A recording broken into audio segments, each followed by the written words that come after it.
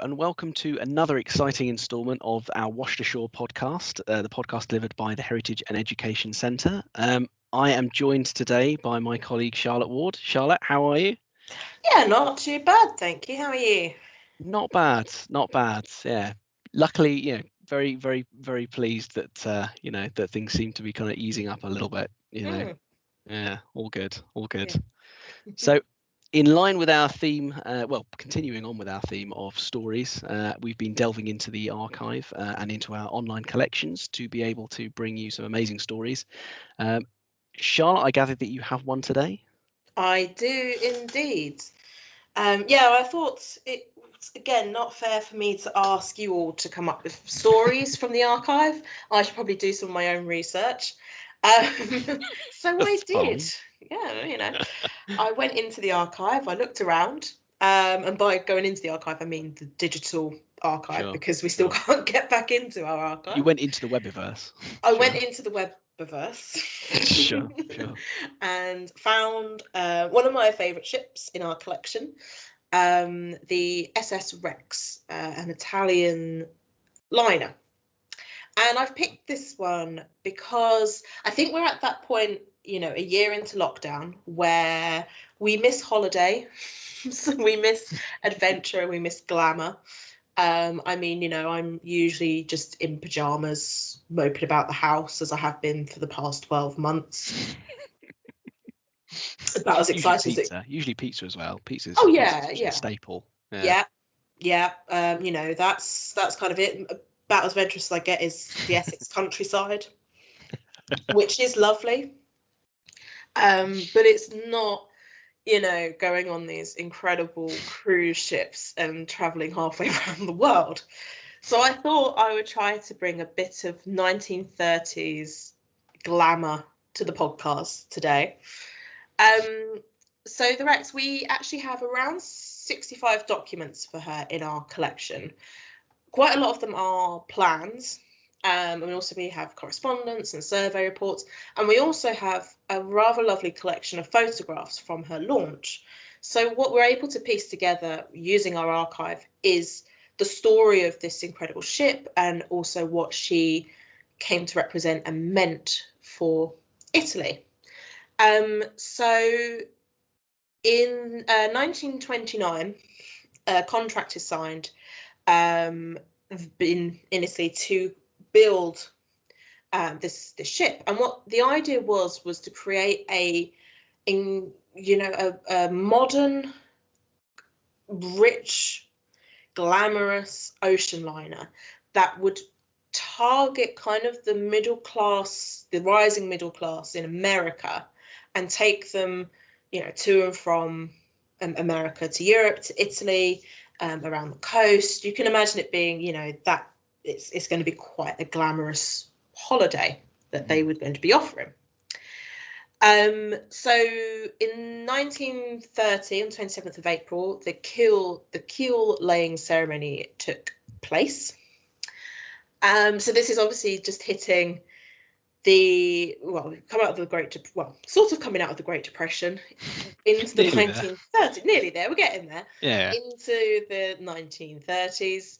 Obviously, this was a time when Europe was about to hit a kind of political situation. Mm-hmm. But there was still this idea that they wanted to unite different parts of the world via the ship. So the design of the ship, the idea for the Rex was that she was going to be like the Italian Riviera afloat. So very glamorous, very beautiful, very artistic, luxurious, just beautiful. So you had I think there was about 5 decks for the first class, and they were linked by numerous elevators and staircases. There was a grand vestibule which had dark walnut and a staircase that there's some incredible photos of this staircase, but you could sort of walk in and then up this glamorous staircase to wherever it was leading you to. There was a bank, a post office, a tour office, several hospitality departments on the ship. There was a huge restaurant that was about 800 square meters, and apparently inspired by 18th century Italy. So the interiors also included a lot of mahogany, marble, which you would expect from a ship that's designed to be quite expensive. There was also, for the first time, there was a lounge on the ship that had a theatre stage for shows, sort of concerts, entertainment, but also there was equipment installed for new talkies films, which was something that had not been possible at sea before. So that's quite, so you can imagine, you know, they're putting a lot of effort into this ocean liner and creating a kind of luxurious world at sea. So then we obviously have the lounge and the ballroom, which become the kind of social hub for guests on the ship. Yeah, and I can just imagine there being these great events, you know, the who's who of American, Italian, European society, probably eyeing each other up, going, "Oh, so and so is here. Oh dear. Or, oh, I didn't know she was, you know, she is married well." That sort of thing going on the ship. So the cabins were more like apartments. They had living areas, baths, verandas. There were space, if you were really wealthy, you could have space for your butler or maid or governess. And it was also one of the first ships to have what we would know as a spa. So they kind of, I think they referred to it as a health centre, but we would refer to it as a spa. Nowadays, that's kind of a must, I think, on any cruise ship. But back then, this was a really novel idea. So it had, like, the spa obviously had, you know, baths that they could relax in, but also sunbeds for cosmetic bronzing, in case the Italian sun wasn't good enough for you. You want to be, you know, below decks on a lovely, exactly, like, luxury liner. Well, you can hear the engines going around. Yeah, it's great. Oh, absolutely, yeah. So then in the, you know, this was kind of her original design, and then obviously a ship like this will be updated quite a lot. So in the later part of the 1930s or mid 1930s, Enrico Monti added some further updates. So these included things like having a lido with its own veranda, adding a pool, adding a gymnasium. It was also interesting that although there were obviously first, second, third class, as we would kind of know it, and the kind of lower classes, though you can imagine the owners weren't necessarily interested in what the lower class cabins looked like, because why would you be? Some effort was actually put into them. So it wasn't just that the lower class would just be shoved wherever or put into like steerage accommodation or anything. They would be given quite nice little rooms with light and sort of ample space. So some attention was paid. So as you can imagine, like, you know, this ship is going to be sort of the pride of Italy. It's going to represent everything about Italy, from its design to the way it's decorated to, you know, the name Rex, like all of these things is going to be very Italian, and be this Riviera afloat. So on the 1st of August, 1931, in the presence of King Emmanuel III and Queen Elena, you know, the ship is launched. And it was launched in the presence of them, but also a crowd of around 100,000 people. We've got that, you know, in our collection, that great photo of her being launched, haven't we? It's kind of like action shot as it goes through the sequence. Oh, it's a fantastic, right? Yeah, it's like just fantastic photos to have. Yeah, and which again, I think we can share again on social media, just to sort of give you an idea. So yeah, so you can imagine this being, you know, the king and queen are there. You know, the bottle is smashed against the side of the ship. There's 100,000 people cheering and celebrating this launch. You know, this was quite a monumental occasion for Italy in 1931. So one, as well as it being, this beautiful ocean liner designed for holidays and cruises, there was a kind of another side to building her, and that was, of course, kind of to compete in the blue ribbon, competition. So this would be kind of the how fast you get across the Atlantic, basically. And it's often the case, and we find this in our archive, don't we, Max, where ships are being built bigger and faster to get this prize, because for a ship to have this prize was quite something. So in 1933, the Rex does receive the Blue Ribbon Award for crossing the Atlantic.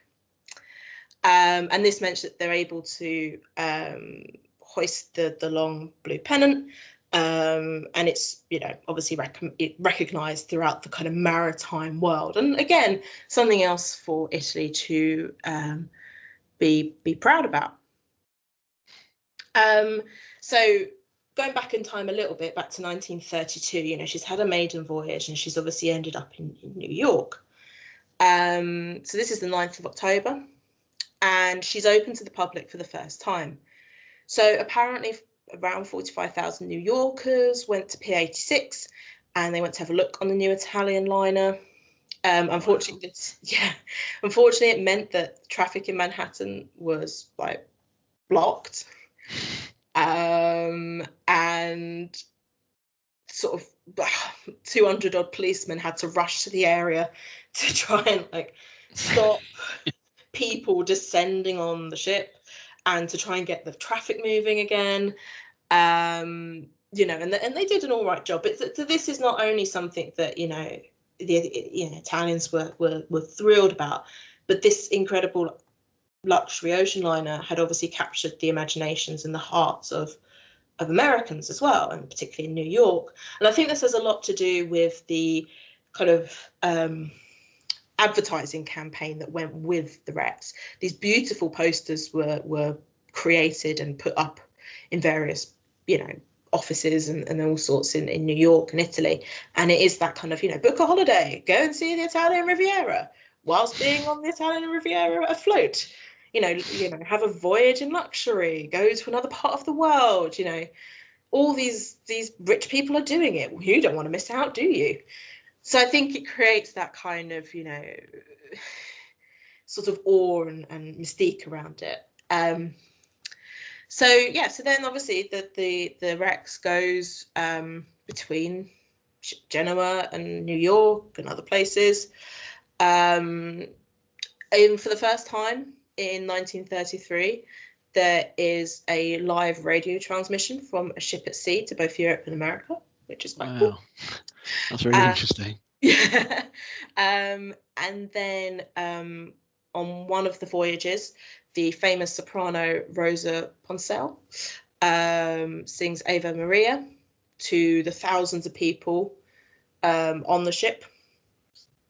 So, she was obviously a noted singer of her day. So to have her serenade you whilst you're floating across the Atlantic is quite cool. So, she has this long career throughout the 30s. And as I said, because she's become this, this pride of Italy, she's also then used to go to other places. So not just New York, but she goes to Rio de Janeiro.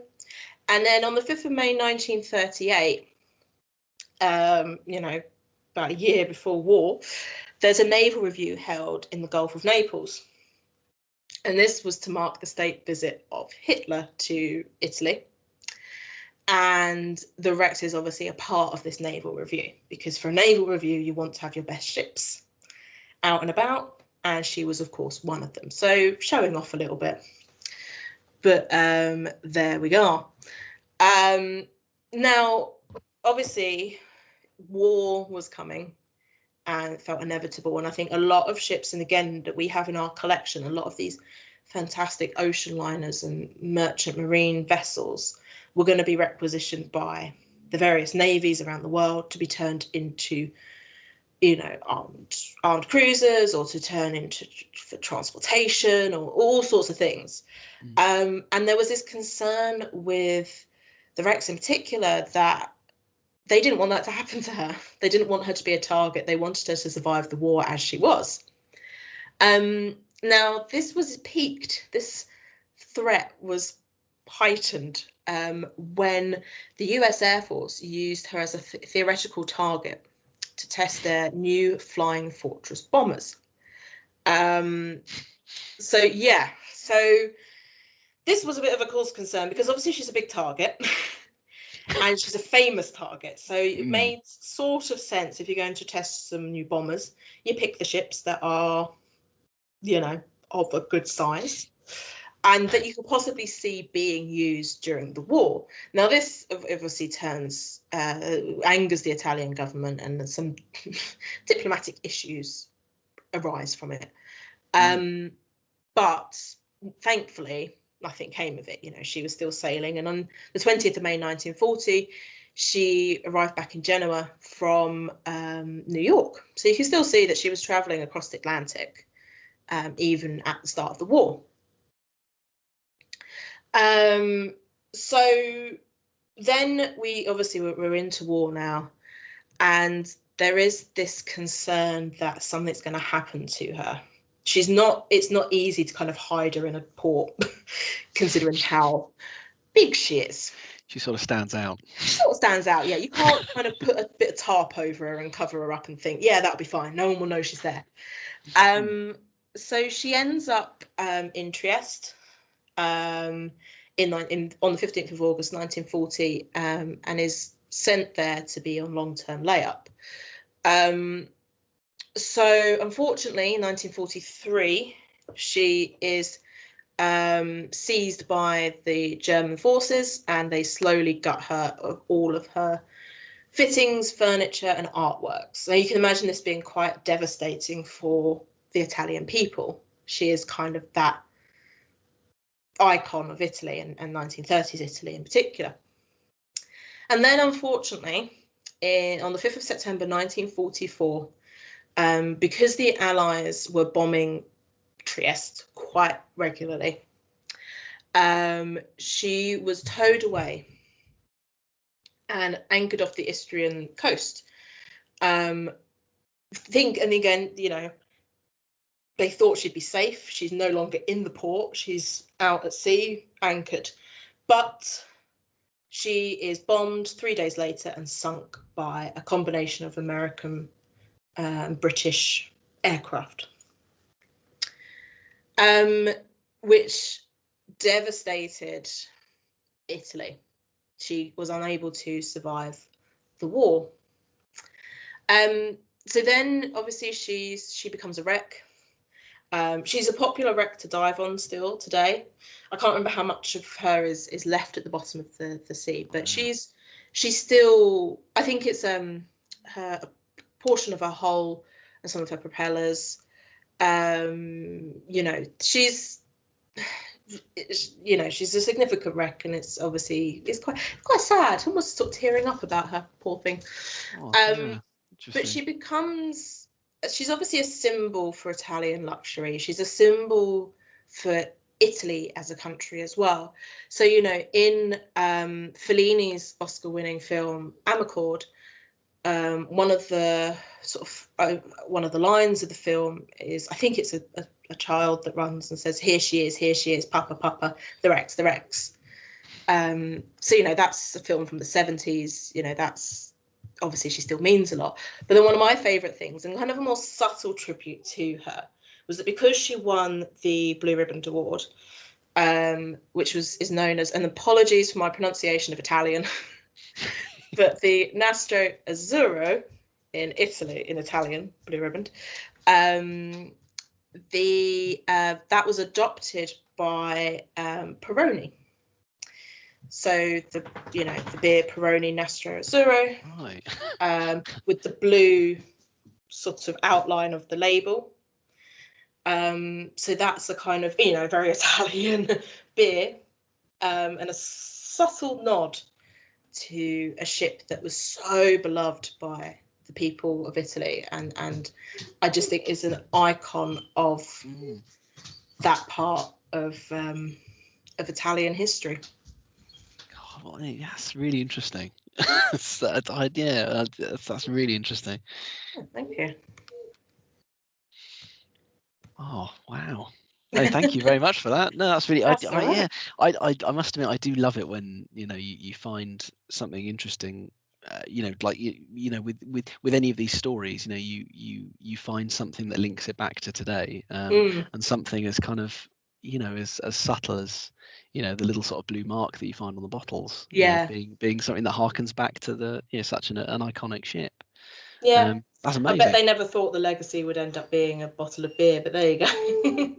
Well, so, I mean, there are worse legacies to have. Yeah, true. This is true, but I mean, it's really interesting. I mean, what was it about the Rex that really drew you?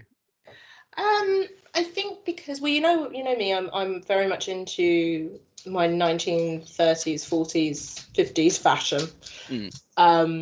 And I love that era of history. And I like the kind of, there's obviously that sense of doom and gloom and dread that was hitting the world at that point. And obviously come off the back of the Roaring Twenties, the Great Depression, and then a kind of like an influx in partying, and then over the topness in the 30s before war. So I think I was drawn to just the era in general, and I think for me the ship just is one of those ships in our collection that truly shows the kind of culture and society of a country, and really represents that country.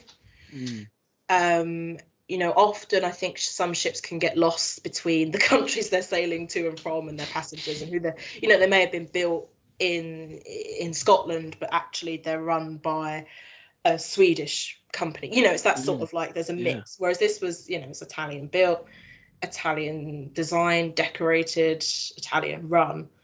And I think for me it just really encapsulates that. And it's a very small potted history, of not only what I delivered in the podcast, so much more about her, but also, she was only about sort of 14 when she was bombed.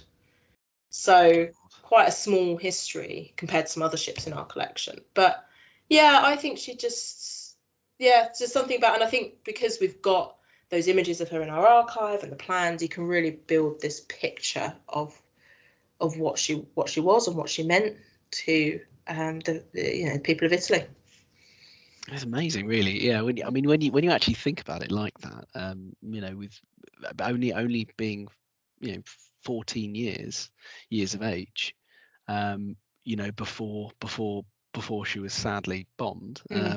It's quite amazing that that the Rex has had such an iconic impact, I suppose, on Italy, really, and I suppose has just become such an icon.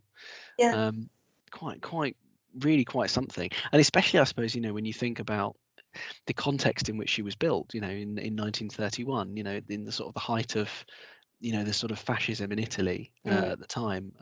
It's that sort of style of opulence and luxury and sort of I suppose kind of nationalist sort of fervor, and that willingness to, or that kind of desire, I suppose, to present the best of the country in one project. It's something that you can really see with the ship. It's the Rex is just, she's such a beautiful vessel. You can tell that it's quite amazing when it's not surprising that that she became quite so adored. And you think it must have been such an amazing sight to have seen her under sail, well, under steam, I suppose. Yeah, and to have been on her and your holidays. Yeah, absolutely. I mean, are we aware of any other sort of celebrities or that that visited Rex or saw Rex or passengers on board? That's a good question. I mean, when it comes to celebrities, I don't know if he counts as a celebrity. He definitely doesn't count as a celebrity, but Mussolini. Infamous, yeah. Yeah, I mean, if you want celebrity of infamy, then Mussolini. Mm. And then obviously, you know, the king and queen. But yeah, I mean, I don't really know of any others. I'm sure there probably were, and I'm sure there were probably, you know, those of the era that may have, you know, may have slipped through kind of time. But yeah, and that'd be something I'm overlooking, sort of Yeah, it's really celebrities interesting. on the wrecks, but also celebrities that have travelled on ships. This is true.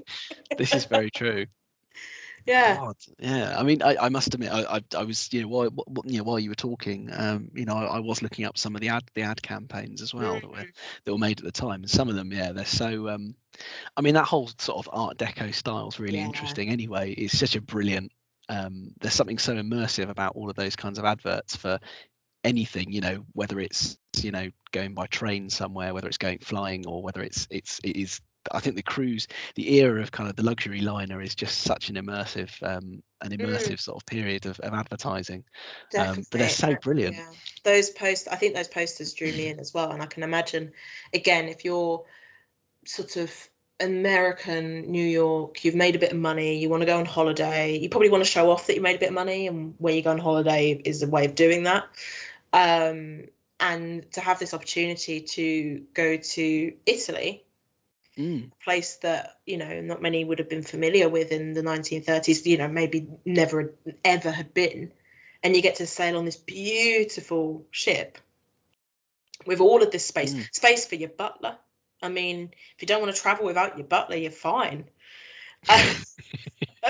You know, it obviously sparks that sense of adventure, wealth, glamour. I know I keep saying that, but it is that. It is glamorous, yeah. It is glamorous. It is. You can imagine also for me, I like to think about particularly the women that probably, you know, the wives that accompanied their husbands or the daughters or whoever, you know, going shopping just before, buying the big hats and the dresses that they were going to wear for dinner to the ball. Because again, these cruise ships, you know, the fact that you could be on them for weeks in some cases, hopefully not too long, but could be on them for a long time, they become big social events. So you would pack for the lunch that you were having with your husband or another family that was on the ship. You would be packing for the parties each night. You would be sent a kind of list of, you know, this night there will be this type of ball, or this night there will be this type of dinner. You would pack your bathing suit and you'd pack your sports gear if that's what you were into. Yeah.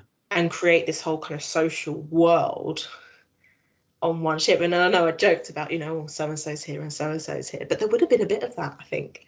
There would definitely have been a bit of like, oh, I didn't know Mrs. Dada from down the road could afford this, you know. Oh, I suppose it would have been, I suppose, sort of centre of gossip and that concept of being, you know, sort of purposefully being seen. Because there would have been parade, you know, almost fashion, particularly if you've got those sorts of staircases. There would have been this idea that women would have paraded down them in their finery, in their dresses, their hats, and there probably also would have been an opportunity for parents with daughters of a certain age to get them hitched to a guy of a certain age, you know, because if a son's traveling with his parents on the ship and they're of age, you know, it's a great opportunity. They know they've got money. Yeah, you know, when you think about that sort of networking, and so much of that must have happened on these kinds of voyages. I'm sure there was some proper and then some improper networking going on these ships. And I would have been there and had a lot of fun myself. Oh, excellent. Oh, well, thank you very much for that, Charlotte. That's amazing. Thank you very much for shining a light on such an interesting vessel. So just to clarify, I mean, you usually do this bit, but how can people find records for the wrecks? Oh, Max, you're testing me now. That's why I always get you to do it. God. Feels weird being on the other side. Yeah, it's weird. Well, for records related to the wrecks, if you go to hec.org.uk, www.lrfoundation.org.uk. You'll be taken to our homepage. Then you just go to Archive and Library, Online Catalogue, Ship Plans and Survey Reports, and then you can search via ship. So just type in REX, R-E-X, and you'll get a number of ships with the same name come up, because this is maritime world history. Lots of ships have the same name, but you can also see the build year, so in this case 1932, and then follow that link and you'll be taken to all of her records. And we will of course share some of the photos and some of the records on our social media accounts on Twitter, Facebook and Instagram at LRFHEC. Did I do a good job, Max? Excellent. Yeah, Thank I mean, you. you've taken the words right out of my mouth. Good. Perfect. Thank you. It enough. Thank you very much for that. All And right. thank you all very much for listening. And we'll see you next week.